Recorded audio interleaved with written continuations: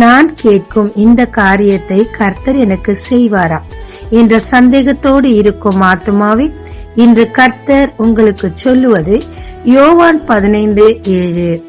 நீங்கள் கேட்டுக்கொள்ளுவது எதுவோ அது உங்களுக்கு செய்யப்படும். நிபந்தனை அதே வசனம். நீங்கள் என்னிலும் என் வார்த்தைகள் உங்களிலும் நிலைத்திருந்தால். சாலமோன் தேவனிடத்தில் ஞானத்தை கேட்டார். தேவன் ஞானத்தை மட்டுமல்ல, அவர் கேட்காத ஐஸ்வர்யத்தையும் கனத்தையும் சேர்த்தே கொடுத்தார். அந்நாள் தேவனிடத்தில் எனக்கு ஒரு ஆண் குழந்தை வேண்டும் என்று கேட்டார்.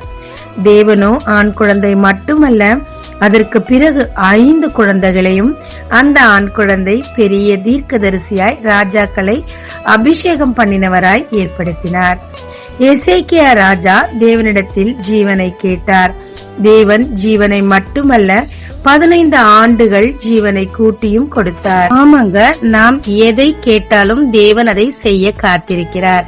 கேட்கறது மட்டும் இல்லங்க, எது நமக்கு தேவைன்னு நாமே நம்மை பற்றி அறியாதிருக்கும் போது நமக்கு இது இருந்தால் நல்லது என்று நம் தேவை அறிந்து கேளாதவர்களையும் கூட்டி கொடுக்க தேவன் வல்லவராயிருக்கிறார்.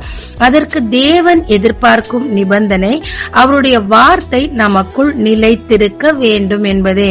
ஆம், தேவனுடைய வாக்கு தத்தங்களை நம்பி தேவனுடைய திட்டம் என்ன, தேவனுடைய சித்தம் என்ன என்பதை அவர் வார்த்தையின் மூலம் நாம் அறிந்து அதில் நாம் நிலைத்திருந்து அதற்கு பிறகு நம் தேவைகளை தேவனிடத்தில் கேட்கும் போது தேவையும் தருவார். நமக்கு தேவை எது என்று நாம் அறியாத போது அவைகளையும் சேர்த்தே கொடுக்க அவர் வல்லவராயிருக்கிறாருங்க. எனவே தேவனுடைய சித்தம் என்னது, அவருக்கு உங்களிடத்தில் என்ன எதிர்பார்ப்பு இருக்குது என்பதை தேவனுடைய வார்த்தைகள் மூலம் தேடி கண்டுபிடித்து அதற்கு பிறகு உங்களுடைய ஆசைகளை தேவனிடத்தில் கேளுங்க. கண்டிப்பா அவர் சித்தமறிந்து நாம் ஜெபிக்கும் போது தேவன் உங்கள் தேவைகள் எதுவோ நீங்கள் சொன்னதையும் நீங்க சொல்லாத தேவைகளையும் கூடவே சேர்த்து கொடுப்பார். எனவே தைரியமா கேளுங்க, கண்டிப்பா உங்களுக்கு கொடுப்பாருங்க. ஜெபிக்கலாமாங்க. நான் கேட்கறத நீங்க கொடுக்கவும் எனக்கு செய்யவும் ஆயத்தமா இருக்கிறீங்கப்பா.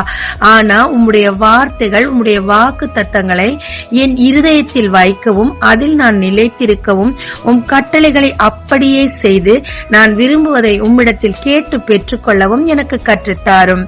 இயேசு மூலம் ஜெபம் கேளும் நல்ல பிதாவே, ஆமென். இந்த நாளில் உங்களை ஆசீர்வதிக்கும் ஜீசஸ் விஷன்.